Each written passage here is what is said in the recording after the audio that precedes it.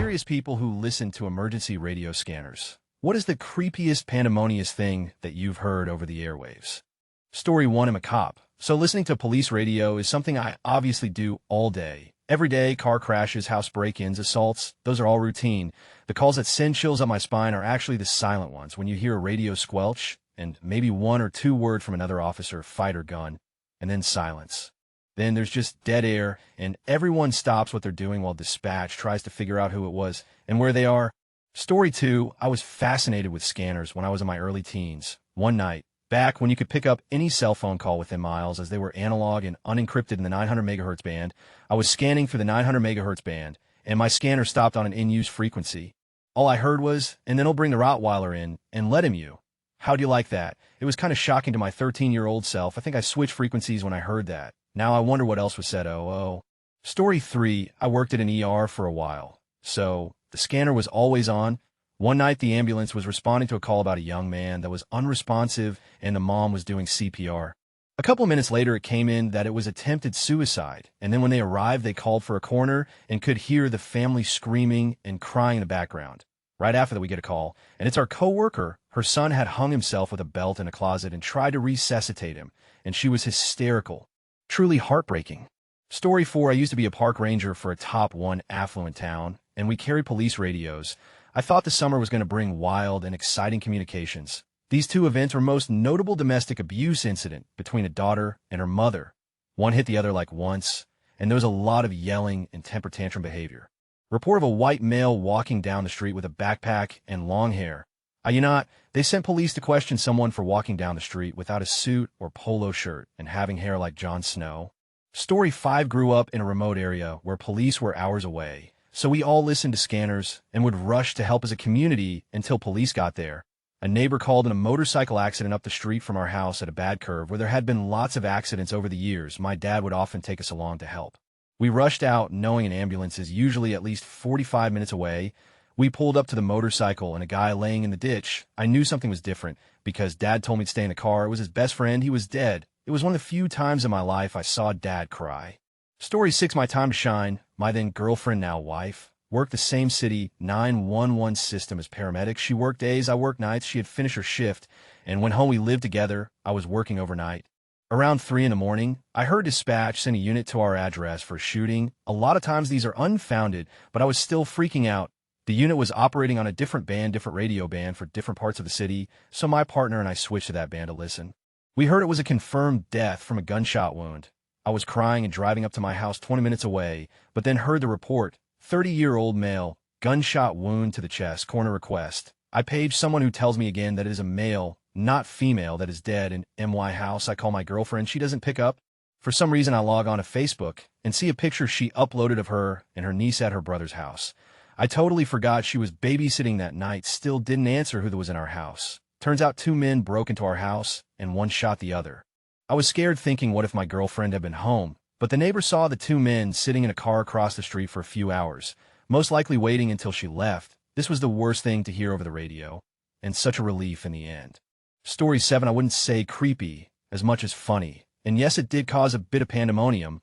I've stated in another AskReddit that I'm a model railroader. Well, I'm also a rail fan, so it's not uncommon for me to be out with a camera and a scanner listening to the train dispatch radio calls, mostly to get an idea of when a train is coming so I can photograph it. A couple years back, I was out one night when I happened to hear a rather amusing call between a dispatcher and the local fire department's radio dispatch. They'll try to recreate it best I can, but as with everything, it's one of those you had to have been their story. CSX dispatch, City FD. This is dispatch for CSX. Could you roll a truck or 2 down our way? FD, what's the matter? CSX dispatch, we have a fire. FD, nature of the fire. CSX dispatch, diesel fuel fire. FD, locomotive or spill. CSX locomotive. FD, okay. Well, roll 2 trucks. Just head down to the yard there. CSX on O. Hang on. A few minutes past CSX, okay. ITLL be at the 3rd Street crossing in about 4 minutes. You can meet it there. What happened was the second locomotive back on a train blew its engine and threw a rod through the crankcase. The heat caused the fuel to catch fire, and it torched the engine while it was still moving. Story 8. When we had the Waldo Canyon fires here in Colorado, a buddy of mine sent me a link to a scanner broadcast keyed in on the firefighters. They entered a house that was about to go up in flames and found a woman dead in a bathtub, and then left because the house was about to go up. It was really straightforward, like, yep, lady's dead, let's go. What a hellish situation to be that calm in. Story 9 heard a man saying, hey, shush, quiet, quiet. You're not getting out, shush, shush. You're not leaving your mind. I live in rural Pennsylvania by a large patch of woods. Story 10, I work for a newspaper, and we have a scanner in the newsroom. I used to work the overnight shift alone, so I was responsible for keeping an ear out for stuff going on. Luckily, it's a pretty small town, so it's pretty quiet at night. One night, I heard a cop responding to a suspicious group of people in a park.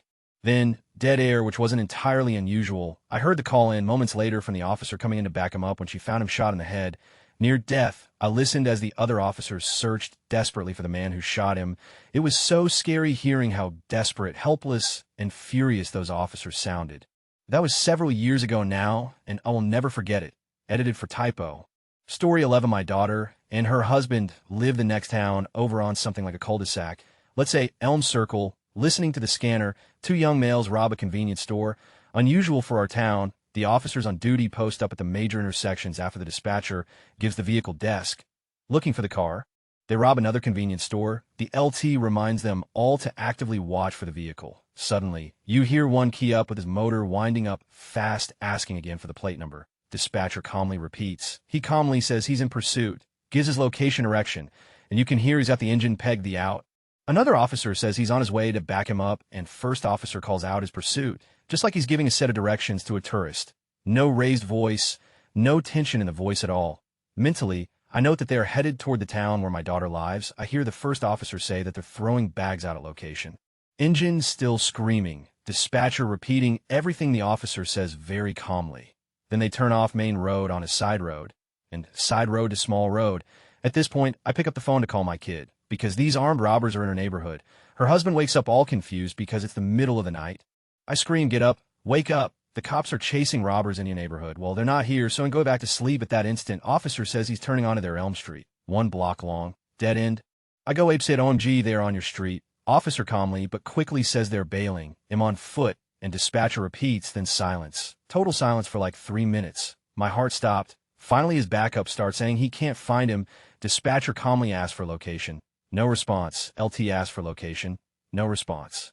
After forever. Officer says, dispatch 1 in custody. 1 on foot loose. I could have died. Anyway, that's the most gut-wrenching thing I ever heard on 1. Edit forgot to include the fact that MS. Dispatcher was not only repeating the pursuit calls from first officer, but mapping for backup officer to find first officer in different and much larger town. On the phone with much larger town trying to get some backup for first officer. And doing so, as though she was reading Bible verses in Sunday school. Amazing woman. Story 12, it's quite a long time since you've been able to monitor police radio NZ. So this was quite a while ago, probably 2001 or so. The dispatcher called a 10 to 1 attention all units for any unit that could respond urgently to a 1F assist fire ambulance to provide urgent assistance for a panicking caller whose infant was choking. Ambulance were more than 10 minutes away. A unit area sergeant from memory was only a minute or 2 away and responded immediately. There were then a series of radio transmission from the officer on scene update dispatch as he performed CPR on the, by then, unconscious infant. Each transmission was accompanied by the sound of his hysterical, screaming, a crying mother in the background. After about 2 to 3 minutes and 4 or 5 transmissions, the next one had the sound of a crying infant, and the officer reported that the child had started breathing and was responsive. Ambulance arrived a few minutes later, and the child was transported to hospital as status 3. Which means moderate condition, but not likely any threat to life, was a pretty intense thing to hear.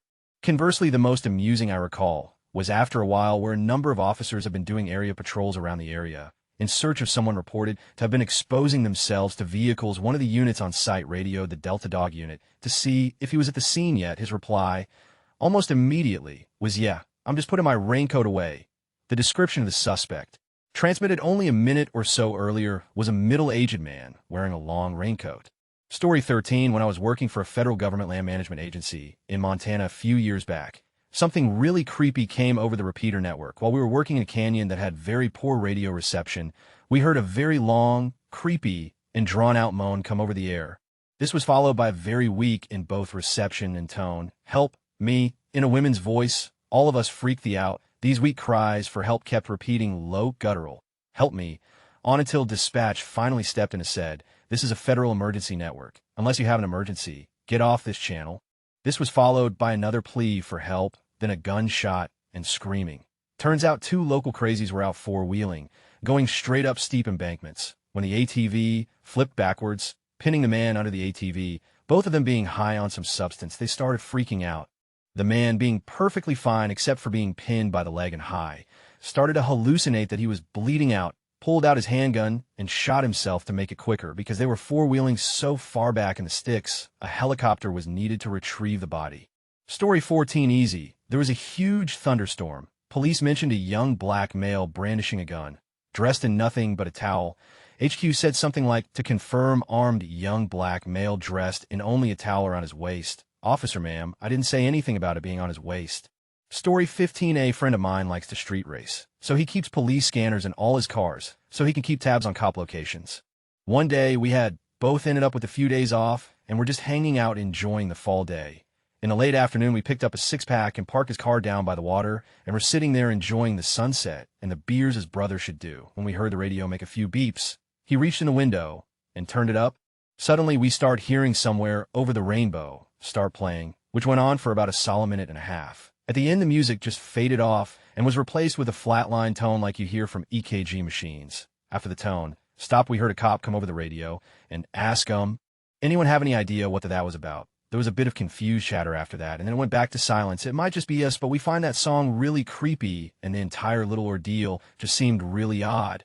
Story 16. I always wanted to go into law enforcement, as my grandfather was a chief of police, so I had a pro model scanner that I listened to as often as most listen to their favorite FM radio station. When I was 18, I worked the graveyard shift. Well, after I was done with work, I came home, turned on my scanner, and went to sleep as I usually did. I woke around 11 o'clock a.m. and was listening to the dispatchers. All of a sudden, they mentioned my home address. I was shocked and got out of bed excitedly to go tell everyone in my family that I just heard our address on the scanner when I turned the corner in the hallway to go into the family room. The people from our fire department were coming in the door, and my dad lay laying on the sofa in full cardiac arrest. I will never forget that moment as long as I live. FYI, my dad did survive, but was never the same. He had 7 full arrests that day and was in a coma for a month. He was 48 and died at 57. He was taking an average of 160 pills, yes, 160 pills per day to survive. I think he just got tired of taking all of the medication. Story 17M in law enforcement. In Charleston, as stupid as the radio got recently after the AME church shooting, the one that sticks out to me is for a little under a year ago. A deputy sheriff was shot while responding to a noise complaint. The shooter simply fired rounds through the door of his apartment when the deputies arrived. Joe, the deputy who was first hit, wound up dying from his wounds, while his trainee was dragging a veteran deputy away from the line of fire. Then the call came out that one of the medics had a heart attack and died. It was a mess on the radio and of a way for that trainee to be introduced to the reality of law enforcement. Joe was a good cop and a great guy. Everyone in Charleston law enforcement, all the way up to feds, felt his loss. Story 18, not sure if I made it in time, but I'm a radio officer in the Coast Guard, kind of half 911 operator, half air traffic controller. I've heard lots of chilling calls, people drop dead on deck and try to get resuscitated, people whose vessels are going down and they know they won't be around long and give you messages to families, etc. One of the worst, a fellow was on a fishing boat with his pal. It was really early in the morning and he was cruising along. Well, the guy must have been turned to the back of the boat while his buddy was in the back messing around with some gear. He didn't notice a sandbar and hit hard. His friend was thrown from the back into the wheelhouse and bashed his head. The guy called him while doing CPR, and his friend was clearly dead from the description, but he just kept going. Like that can keep you up at night, not really creepy. But a few years back, my friends and I decided to drive down to the local park to hang out by the lake that is there. I should probably mention that it was nighttime, and the park closes at dusk. Problem was during the winter, they put a log and some Jersey barriers in front of the entrance to the parking lot where you gain access to the lake to discourage people from doing donuts in the snow. My friend's car was small enough to squeak by, but my car had to remain on the other side. As we were sitting there, we decided to turn on a police scanner app for funsies. All of a sudden, we hear over the airwaves 2 unidentified cars parked at Hutchinson Park. We all exclaimed, "Oh," and proceeded to back out and split up between the 2 cars. Sure enough, there was someone parked about 30 feet from my car with one of those store-bought blue siren lights. We managed to escape before any real cops arrived. Thank goodness for scanner apps. Story 19, my dad was a volunteer firefighter, so we always had the scanner on. One night, when I was about 10, the tornado sirens went off. We ran to the basement, and once we were settled, we turned on the scanner. That night, I listened to police and firefighters, many of whom's voice I recognized, give a play-by-play of our town getting destroyed as if it was a football game. I listened to business names and street names, trying to remember where my friends lived. My dad left to help. Then we heard my street. The next morning, the house 2 doors down was gone. I didn't sleep well for a long time after that. Sometimes ignorance really is bliss. This one was sad. I live in Texas, about 100 miles inland. There's a huge hurricane heading for the coast, and even this far inland, we were told to be prepared. I remember my dad and I decided to go to H-E-B a few hours before the storm was supposed to hit, just to get a box of instant pudding mix, and the store was complete chaos. Well, all the warnings were pretty much pointless. We didn't get a drop of rain, but we did get a shitload of wind. My mom and I were downstairs listening to the scanner. My dad was in the kitchen making pudding, and my brother and sister were upstairs sleeping. The wind was causing power lines to go down, knocking out power to parts of the county. Every once in a while, we'd hear a routine police call, then we heard the call. An ambulance was requested at such and such address for a tree that had fallen on a young teen male. My mom got a concerned look on her face and grabbed the phone book. She flipped to a page and told me, "That address is the last name's house, so-and-so." Last name was my brother's best friend, and he was the only boy his age living at the house. We continued listening to the scanner, and dispatch called back and said, "You can go ahead and send the ambulance, but you also need to send the JP." My mom told me I needed to go upstairs and wake up my brother. I did, and I brought him downstairs. My mom had to explain to my brother that we had just heard his best friend died over the scanner. Late to the thread, but the most heart-wrenching thing for me is final tone-outs when I was with fire rescue. One of our firefighters from our station was killed at the service. We had our radio, and they do a final tone-out for your station along with his badge number. 14 years later, and I still tear up thinking about it. Story 20, I am a stay-at-home mom of 4 young children and use a police scanner app daily. My husband works nights, and something about the scanner is comforting to me at night, and also entertaining. I have lived in the same small town my whole life where most everyone knows each other. So it's also my way of keeping up with what's going on around town. A few weeks ago, as I was backing into the highway from my driveway, I was nearly killed by 2 cops at breakneck speed rounding the corner on my street. About 10 seconds later, 2 more flew past me. I grabbed my phone and switched the scanner app on and heard dispatch talking to a caller telling her to stay calm and try to talk quieter and that the cops were on their way. Then the dispatch announces, "Attention all officers. I need all available officers en route to yada yada street."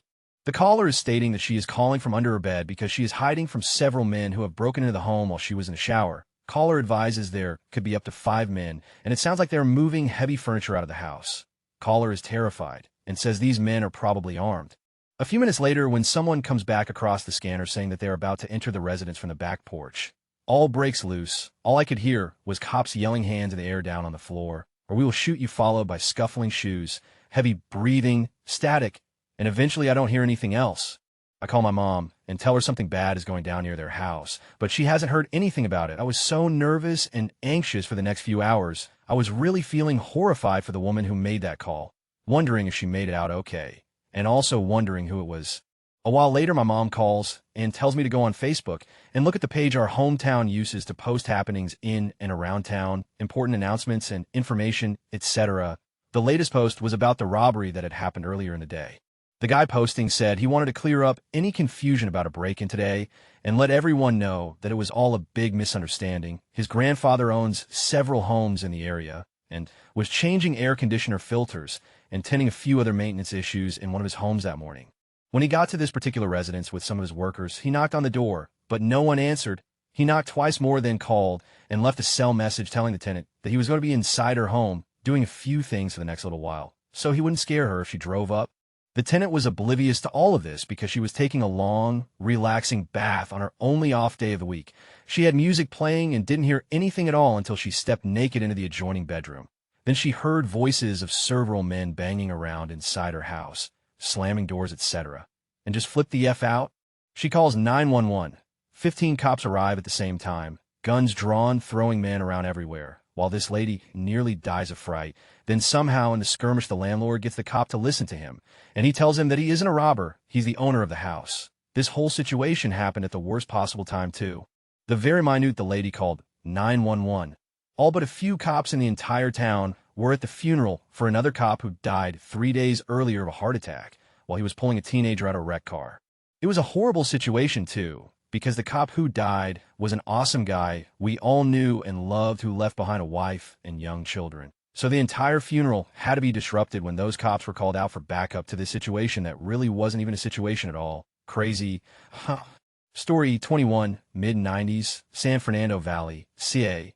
Listening to a cheap Radio Shack scanner late one night. When I hear this exchange between an LAPD unit and dispatch officer, just observed a motorcycle traveling eastbound on Devonshire passing Tampa at a very high rate of speed dispatch. Do you have a vehicle description? Pause. Officer, it had a red light on the back of it. That was the end of it. Story 22, the most troubling thing I hear is the police not responding to things. I live in a small town that doesn't have full-time local cops. The 911 dispatcher comes on and reports some incident on some street. A few minutes pass. They make the same call out again. More time passes, then somebody else comes on and reports that no officers are currently on duty, so then they call for the state police, and they'll respond as much as an hour later. And then there are some places where they won't go even if there's an officer on duty. They just don't respond and eventually pass that to the state cops. Where I live, you're just on your own when there are no local police officers on duty. Story 23, I lived in a boring semi-rural town growing up. My dad worked nights on Friday nights. My stepmom would order pizza before the pizza place stopped delivering to our address. Funny story, and would listen to the police scanner. There was barely anything else to do in this town, so the scanner was great entertainment. So one Friday, we're chowing down on some pizza and listening to the scanner, and they keep reporting something like bear on the loose in our neighborhood. The dispatcher said something about it being a possible prank call, and the calls kept coming. After a while of this, the dogs start barking, and we hear a rustling and scratching sound on the back porch of our trailer. I turn on the porch light and look out the window. It was a black bear. My stepmom calls the police. The dispatcher gave her attitude, thinking it was a prank call. I let the dogs in the front door, and we got the shotgun and waited. Eventually, the bear wandered off. It was funny because no one had ever seen a bear in our area. Most exciting thing that ever happened in our little town. TLDR bear tried to break into our house. Dispatcher thought there was a rash of prank calls about a bear in our neighborhood. Story 24, lost kids, found kids, and fires are hard ones to hear. Sometimes hearing the uncertainty that comes with fires, the clearing of levels, lots of alarms just creates a lot of mental imagery. Story 25, when I was little, my family that helped raise me listened to scanners all the time. One night, the grown-ups were all talking, and the scanner said something about a fire. Then the trucks went by. My mom's cousin got up and said she'd better go. Her house might be on fire. Everyone kind of laughed. Turns out her brother had fallen asleep with a cigarette. When she got there, her house was engulfed, he died, and she pretty much lost everything. She never really was the same after that. Story 26, Dad was a paramedic responding to a domestic dispute with a gunshot victim. While he was on the way, he heard one cop shout something along the lines of shots fired. Shots fired. Drop the weapon, bang, silence. In the most calm, collected, and tired voice my father had ever heard, you're going to need a lot of backup. And don't bother with the medics. They're already dead. The guy was apparently a war veteran and in a dispute with his wife. She had cheated on him while he was overseas, and when he got back and found out, he confronted her. She was about it and getting abusive. He broke and shot her multiple times in a sort of torture fashion. Dad said it was pretty gruesome. There was also 2 dead cops on the scene when he arrived. He couldn't go to help them or anything or even check due to rules preventing him. He carried a gun, but wasn't playing hero over dead people. They parked around the corner, heard a bunch of shots and some shouting. He couldn't understand. Then over the radio they called him in, where he just checked each body and called the coroner for dead and a murder-suicide by police. And before anyone tries to make a play against guns, that isn't the problem here. It is a lack of aid to those that come back from war that went along with having to tell a 4-year-old, 3 years old, and a 6-year-old that their 3-month-old little brother just died of SIDS, were the only things that stuck with him over his entire career. Story 27, my stepdad kept one constantly running in our garage. One night, I heard my cousin's address go over the scanner about noise complaint and called him immediately. I knew he was having parties, so I figured that it was just getting loud. Some random person answers my call. House phone back in 2000. Get an ambulance here. And drops the receiver. Am listening to shouts and scuffling over the phone and more codes coming over the scanner. A 1001 is called in. I hear a gunshot on the phone and scanner simultaneously. Then drop the weapon, drop it, 2 more gunshots. A group of guys who didn't like my cousins had rolled up 12 deep to the party and just started swinging on people in the yard. The first call to the cops was from a neighbor hearing the fight starting. 2 more before the first shot I heard and 3 after. 11 cops arrived and tried to stop the brawl. 2 were injured, 1 seriously from some idiot who threw a chunk of concrete. The first shot ID heard was from a girl who pulled her handgun, shot at one of the thugs, and accidentally hit another girl in the stomach. Everyone survived, but was that crazy to hear? Story 28, coworker, different company, has a police scanner he listens to while on duty. It cycles through the emergency bands, but one day it switches to a frequency, and all we hear is naked in a Denny's parking lot. before it switched frequency again. Everyone in the room just paused for a moment after hearing that. Story 29, when I worked in a newsroom, I learned to tune out the chatter and noise from the scanner. We were trained to listen for the stress in people's voices. By far the most chilling thing I ever heard on the scanner was somebody screaming that there were bodies everywhere, with an intensity of emotion I've never experienced before.